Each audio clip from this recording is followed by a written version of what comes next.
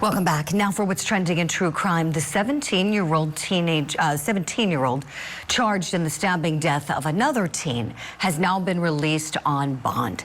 Karmelo Anthony had been in custody since his April 2nd arrest. He's accused of murdering 17-year-old Austin Metcalf at a high school track meet near Dallas, Texas. Anthony told police that he was acting in self-defense when he stabbed Austin to death. Now, as for Anthony's bond details, here they are. He's out on a $250,000 bond. It was reduced from a $1 million bond. He's on 24/7 supervision, i.e. house arrest, no access to social media. WFAA caught up with his defense attorney after Monday's hearing, who says he wants the focus to remain on the facts. This is a tragedy all the way around for both families. Rushing to judgment, trial by public perception and trial by media is not how we ensure justice is done. We are confident that after a full investigation, that the truth will come out. The public support for Anthony's defense has been a polarizing topic, with over $420,000 raised to help his long-term defense. We're asking this morning, why do you believe so many people are donating to his fund? Let's bring in our power panel. With me this morning, attorneys Melba Pearson and Randolph Rice, and retired NYPD detective Mike Alcazar. Good morning to you all. So let's go around the room, starting first with so much money. I believe at last check it was at $500,000 in this event had just happened. Mike Alcazar, would you start us off this morning? Sure. As of recent events, we've seen a lot of support for people going to trial. I think people perhaps see their children or themselves, in the suspects, and that's what's drawing a lot of the funding. So I think people are just concerned that they want a good trial, a fair trial for the individual, and that, people, like the lawyer said, they don't want it, tried in Instagram with the little bit of clips of information that's being released. As we know, when we go to trial, there's a lot more information, a lot more witness testimony, what was said during the altercation, what the victim did, what the suspect did, and any kind of premeditation. So it's going to be a long investigation, and it's going to be revealed during the trial.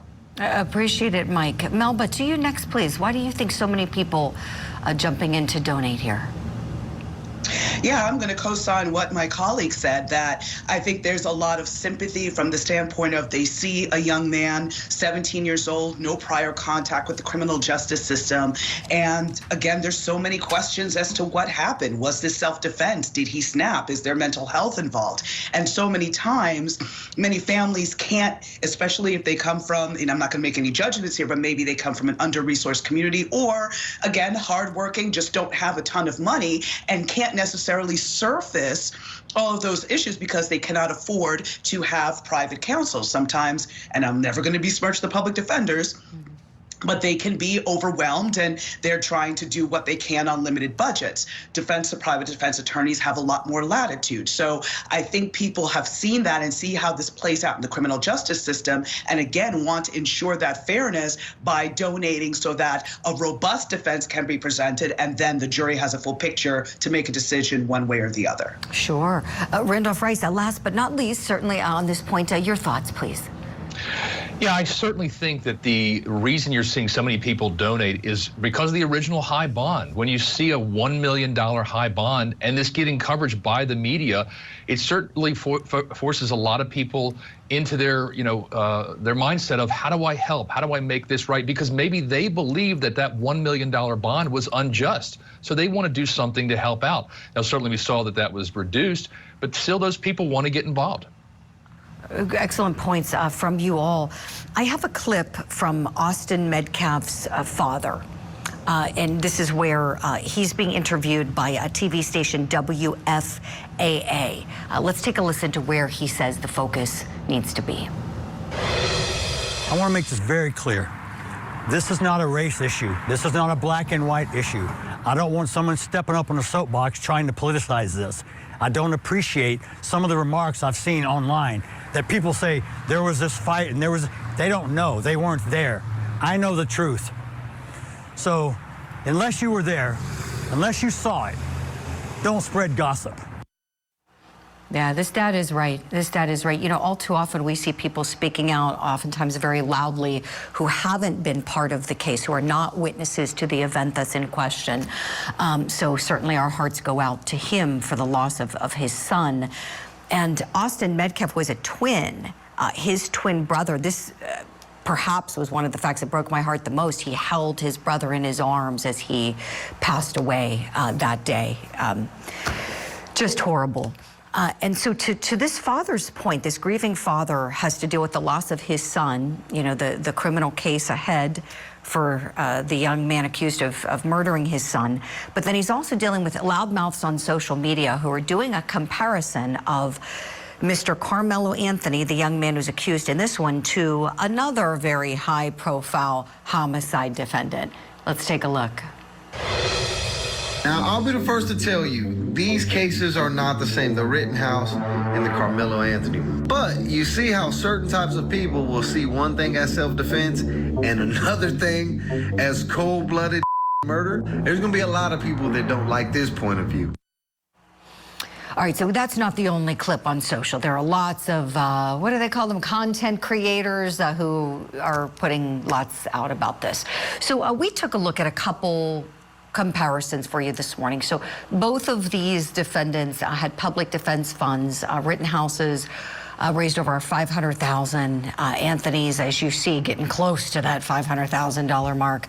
Rittenhouse claimed self-defense, as we all know. We broadcasted his trial. And he was acquitted.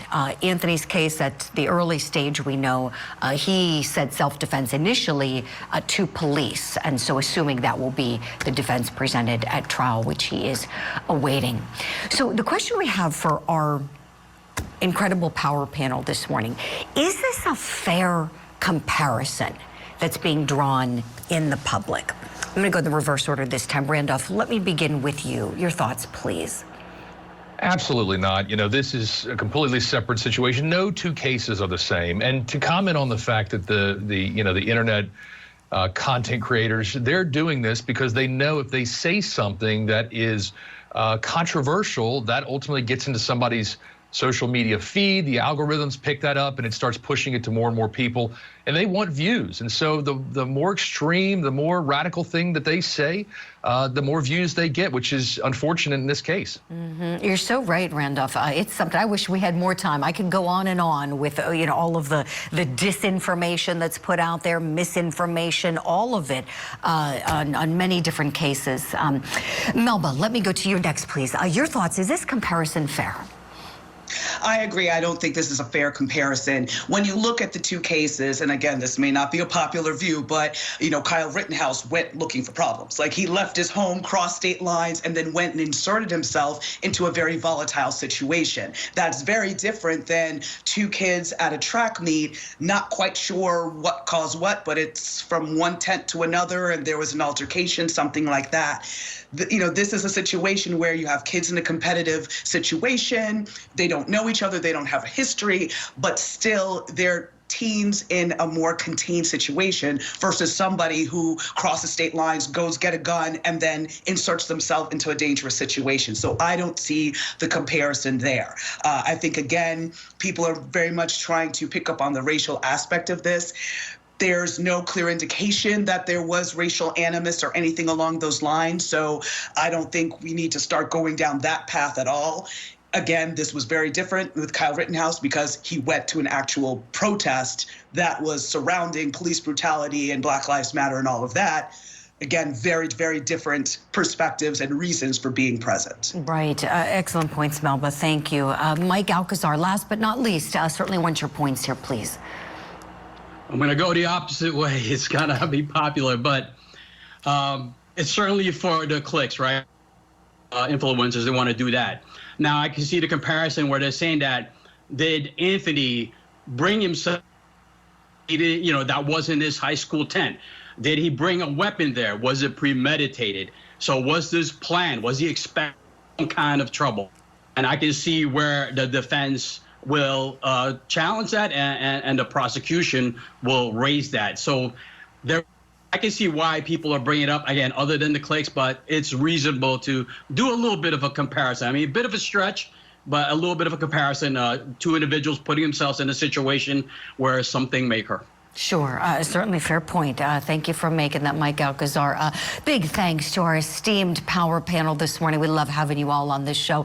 We've got to say goodbye. You all have busy careers. I need to let you all go now. Melba Pearson, Mike Alcazar, Randolph Rice, thank you all for your insight and your expertise.